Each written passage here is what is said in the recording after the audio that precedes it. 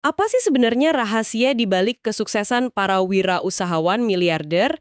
Maksud saya, ya membangun kekayaan itu kan satu hal. Tapi mempertahankannya, itu permainan yang beda banget. Beda banget. Hari ini, kita akan coba bedah tuntas cetak biru dari salah satu investor paling blak-blakan, Kevin O'Leary, berdasarkan sebuah wawancara mendalam dengan dia. Dan kalau kita ngomongin O'Leary, ini bukan nasihat yang manis-manis ya. Ini pendekatannya brutal tanpa basa-basi. Keras ya? Keras. Jadi misi kita kali ini adalah menyaring prinsip-prinsip intinya, mulai dari momen yang memicu jiwa wirausahanya, sampai pandangannya yang jujur aja sangat provokatif. Oke, mari kita mulai dari percikan apinya. Momen yang mengubah hidup O'Leary itu ternyata bukan di ruang rapat. Bukan sama sekali.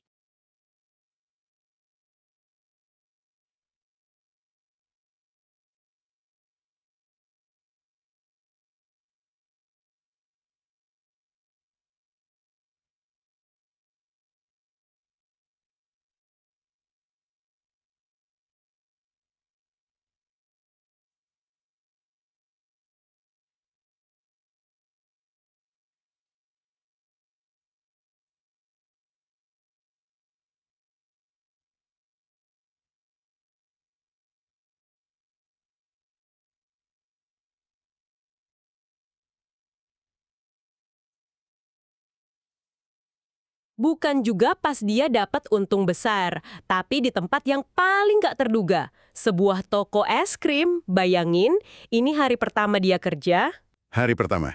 dan dia semangat banget bukan karena kerjaannya, tapi karena ada cewek yang dia suka kerja di seberang jalan. Pengen kelihatan keren gitu.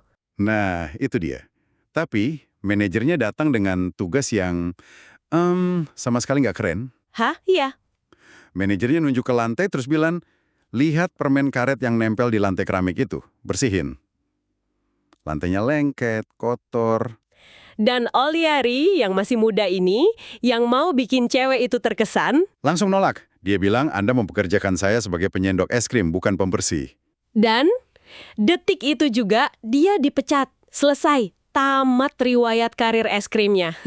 Tapi, disinilah ceritanya jadi menarik banget. Tunggu. Jadi dia dipecat dari kerjaan musim panasnya, dan momen itu malah jadi pencerahan. Bukannya bikin dia trauma kerja atau gimana? Aneh kan? Tapi justru sebaliknya.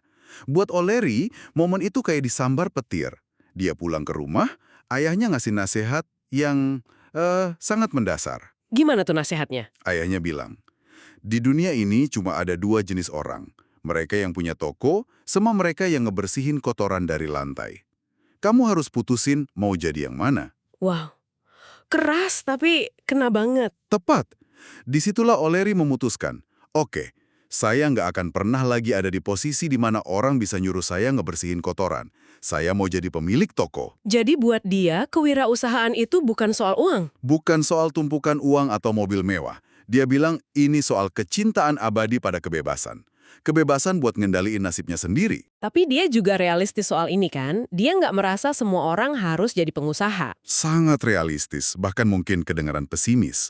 Menurut dia, dari ratusan perusahaan yang udah dia danai, cuma sekitar sepertiga populasi yang beneran punya DNA buat jadi wirausahawan sukses. Cuma sepertiga. Iya, sisanya bisa jadi karyawan yang luar biasa hebat, tapi mereka nggak punya toleransi resiko yang gila-gilaan dan fokus setajam laser yang dibutuhkan itu. Ini bukan soal mana yang lebih baik, tapi soal tipe orang yang beda aja. Oke, jadi dia udah mutusin mau jadi pemilik toko. Pertanyaannya gimana caranya? Apa perangkat paling penting buat seorang wirausahawan? Menariknya, dia bilang pelajaran terbaiknya bukan dari sekolah bisnis. Bukan, sama sekali bukan. Pelajaran paling berharga itu datang dari kerja bareng ikon teknologi yang kita semua tahu. Steve Jobs. Oh wow, dari Steve Jobs langsung? Betul. O'Leary dulu kerja di perusahaan pendidikan yang akhirnya dibeli Mattel. Dan dalam prosesnya, dia harus negosiasi sama Jobs. Dari situlah dia belajar konsep yang dia sebut signal-to-noise ratio. Rasio sinyal terhadap gangguan. Kedengarannya keren, tapi agak abstrak ya. Maksudnya gimana sih itu? Oke, kita bedah ya. Sinyal itu 3 mungkin. Paling banyak 5, hal paling krusial yang harus selesai dalam 18 jam ke depan. 18 jam?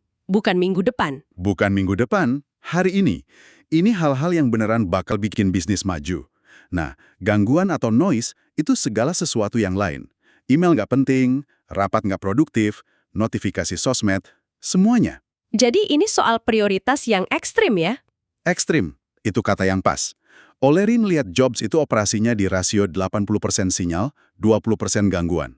Sebagian besar waktunya buat hal yang paling penting. Dia bahkan nyebut Elon Musk lebih gila lagi, 100% sinyal. Tanpa gangguan sama sekali. Nol. Kemampuan buat ngabaikan semua yang nggak penting dan fokus eksekusi 3 hal terpenting setiap hari. Itulah kuncinya. Ah, masuk akal. Dan fokus ini pasti yang dia cari juga waktu mau investasi ke orang kan? Di Shark Tank, dia kan terkenal cepet banget ambil keputusan. Tentu saja. Itu kelihatan dari 3 pilar yang selalu dia cari dalam setiap pitch bisnis. Pertama itu aura dan ide. Sebelum kamu ngomong, kamu nunjukin kepercayaan diri nggak? Terus, bisa jelasin idemu dalam 90 detik atau kurang. Kalau nggak bisa, berarti kita nggak benar-benar paham idenya. Tepat. Pilar kedua adalah eksekutor. Dia pengen tahu kenapa kamu orang yang tepat buat ngejalanin ide ini. Apa rekam jejakmu? Ide itu murah katanya, eksekusi itu segalanya. Oke, jadi harus punya aura, ide jelas, dan bukti bisa eksekusi. Tapi saya dengar ada satu hal lagi yang kalau salah, O'Leary bisa langsung bilang, I'm out. Betul, dan ini yang paling mematikan. Pilar ketiga adalah angka. Kamu ras tahu angka-angka bisnismu di luar kepala. Ukuran pasar, margin. Berapa marginnya? Kapan balik modal? Kalau seorang pengusaha gagap pas ditanya soal angka, O'Leary punya kutipan terkenalnya. Oh, saya tahu yang ini. Anda pantas terbakar di neraka. Baginya itu nunjukin kamu nggak serius. Ngomong-ngomong soal eksekutor, ada satu temuan O'Leary dari portofolionya yang menurut saya paling mengejutkan. Soal siapa eksekutor terbaik versinya. Ah ya, ini salah satu wawasannya yang paling berharga. Setelah bertahun-tahun, dia analisis data dari semua perusahaannya dan polanya jelas banget. Apa itu polanya? Mayoritas bisnisnya yang paling sukses dan ngasih untung paling besar dijalankan oleh perempuan. Wow, dan ini bukan kebetulan kan? Dia pasti punya analisisnya. Tepat. Ada 2 alasan utama. Pertama, CEO perempuan di portofolionya itu cenderung menetapkan target pertumbuhan yang lebih realistis. Lebih realistis maksudnya? Misalnya, mereka targetin tumbuh 15%, sementara rekan prianya mungkin pasang target 30%. Kedengarannya lebih rendah, tapi kuncinya adalah mereka mencapainya lebih dari 90%. Jadi momentumnya terjaga. Betul. Kepercayaan investor naik, moral tim tinggi, beda sama target yang terlalu ambisius tapi meleset terus, itu bisa menghancurkan perusahaan. Menarik. Janji yang lebih kecil tapi selalu ditepati. Apa alasan kedua? Alasan kedua, dan ini mungkin yang lebih penting, mereka adalah pendengar yang jauh lebih baik. Salah satu CEO perempuannya pernah bilang ke dia, Kevin, kamu terlalu banyak bicara. Coba deh dibalik, dengerin 2/3 waktu, bicara sepertiganya aja. Benar juga ya. Dengan dengerin pelanggan, karyawan, bahkan kompetitor, kamu dapat info krusial yang nggak akan pernah kamu dapat kalau ngomong terus. Ini keunggulan kompetitif yang sering banget diabaikan. Ini temuan yang kuat banget ya, berarti O'Leary sendiri sekarang lebih aktif cari CEO perempuan. Dia bilang secara terbuka ya, dia sekarang secara aktif lebih milih investasi di bisnis yang dipimpin perempuan karena datanya sangat jelas. Angka kan nggak bohong. Oke, fokus dan disiplin itu kunci buat bangun bisnis. Tapi saya penasaran, apa dia sekaku itu juga buat uang pribadinya? Atau strateginya beda? Ternyata filosofi investasinya datang dari orang yang nggak terduga ya. Sama sekali nggak terduga. Bukan dari mentor Wall Street. Filosofi investasinya datang dari ibunya, Georgette. Ibunya? Ibunya. Dia manajer di sebuah pabrik, bukan pakar finansial. Tapi selama 55 tahun, dia bangun portofolio investasi yang luar biasa. O'Leary baru tahu setelah ibunya meninggal. Luar biasa. Jadi apa resep rahasia Georgette ini? Resepnya itu, kesederhanaan dan disiplin yang hampir ngebosenin, tapi kuat banget. Ada 2 aturan inti. Pertama, aturan 5%. Jangan pernah taruh lebih dari 5% dari total portofoliomu di satu saham. Nggak peduli sebagus apapun saham itu. Nggak peduli, mau itu Apple, mau itu Google, batasi risikonya. Jangan jatuh cinta sama satu saham. Oke, masuk akal. Aturan kedua. Aturan kedua, melengkapi yang pertama, aturan 20%. Jangan pernah taruh lebih dari 20% dari total portofoliomu di satu sektor industri. Jangan semua di teknologi, atau semua di kesehatan. Tujuannya diversifikasi. Fokusnya itu di saham berkualitas yang bayar dividen dan obligasi. Ini bukan soal cari menang besar semalam, tapi soal menumbuhkan kekayaan secara konsisten. Prinsip yang sangat berlawanan sama mentalitas trading cepat kaya zaman sekarang. Oligi juga punya beberapa aturan praktis lain kan? Soal rumah dan tabungan? Betul. Soal rumah, total biaya kepemilikan rumahmu, cicilan, pajak, perawatan, nggak boleh lebih dari sepertiga pendapatan kotormu. Kalau lebih, artinya rumahmu kemahalan. Itu bakal mencekik keuangan. Dan soal menabung buat pensiun? Aturan keduanya simpel banget. Mulai sisihkan 15% dari setiap gaji sejak usia 25 tahun, terus investasikan di indeks S&P 500. Kalau kamu konsisten, kemungkinan besar kamu akan punya lebih dari $1,5 juta di usia 65. Kuncinya waktu dan konsistensi. Tepat, bukan milih saham pemenang. Tentu, kita nggak bisa bahas O'Leary tanpa nyebut kritiknya yang terkenal pedas soal pengeluaran kecil. Contoh makan siang $28 itu kan selalu dia ulang-ulang. Aduh, iya. Saya jadi merasa bersalah sama kopi mahal yang saya beli tadi pagi. Tapi poinnya masuk akal. Baginya ini bukan soal pelit, tapi soal disiplin.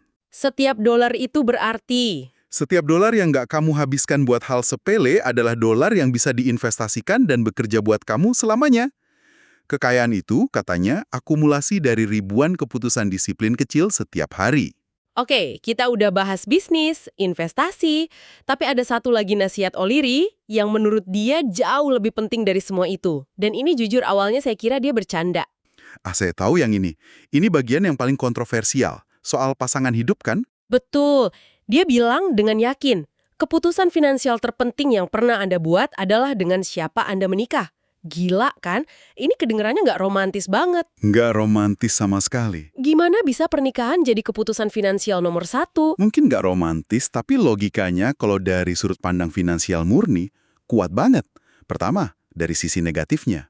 Perceraian itu bisa menghapus sampai 2/3 dari total kekayaanmu. 2/3? Sebanyak itu? Iya, kenapa? Karena ada pembagian aset 50-50, dan di atas itu ada pajak besar pas kamu terpaksa jual aset buat ngebaginya.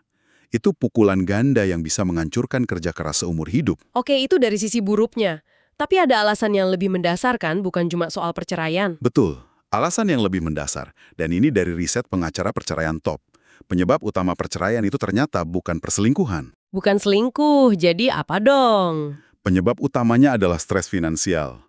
Kalau dua orang punya pandangan soal uang yang beda banget, satu boros, satu super hemat, gesekan setiap hari itu bisa merusak hubungan.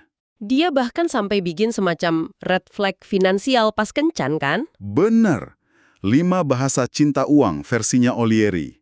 Ada 5 tipe yang harus diwaspadai. Pertama, si pengemis yang nggak pernah mau bayar. Kedua, si boros yang suka pamer traktir padahal nggak mampu. Ketiga, si pemalas yang nggak punya ambisi finansial. Keempat dan kelima? Keempat, si pencuri yang nggak jujur soal uang. Dan yang kelima, Si pelit. dan dari kelima tipe itu tebak, mana yang kata O'Leary harus kita nikahi. Ini bagian paling mengejutkan. Nikahi si pelit. Tentu maksudnya bukan pelit yang menyiksa diri ya. Bukan yang begitu. Maksudnya adalah nikahi seseorang yang seimbang, yang hidup sesuai kemampuan, yang punya disiplin finansial, dan yang memandang uang dengan cara yang sama kayak kamu. Seseorang yang jadi mitra buat bangun kekayaan, bukan beban. Dan dia serius soal ini. Katanya bahas soal uang dan utang itu di kencan ketiga. Mungkin agak canggung, tapi... Lebih baik canggung sebentar daripada bangkrut 20 tahun lagi kan? Anggap aja uji tuntas buat investasi terpenting dalam hidupmu. Jadi, apa yang bisa kita bawa pulang dari semua ini ya? Rasanya kita baru saja membongkar cetak biru lengkap ala Kevin O'Leary, mulai dari menemukan percikan wirausaha yang seringkali datang dari momen penolakan, kayak di toko es krim itu. Lalu, menerapkan fokus setajam laser dengan prinsip sinyal versus gangguan. Ingat, cuma 3-5 hal terpenting setiap hari. Dan tahu angka-angka bisnismu di luar kepala. Kemudian buat kekayaan pribadi, lupakan cara cepat kaya.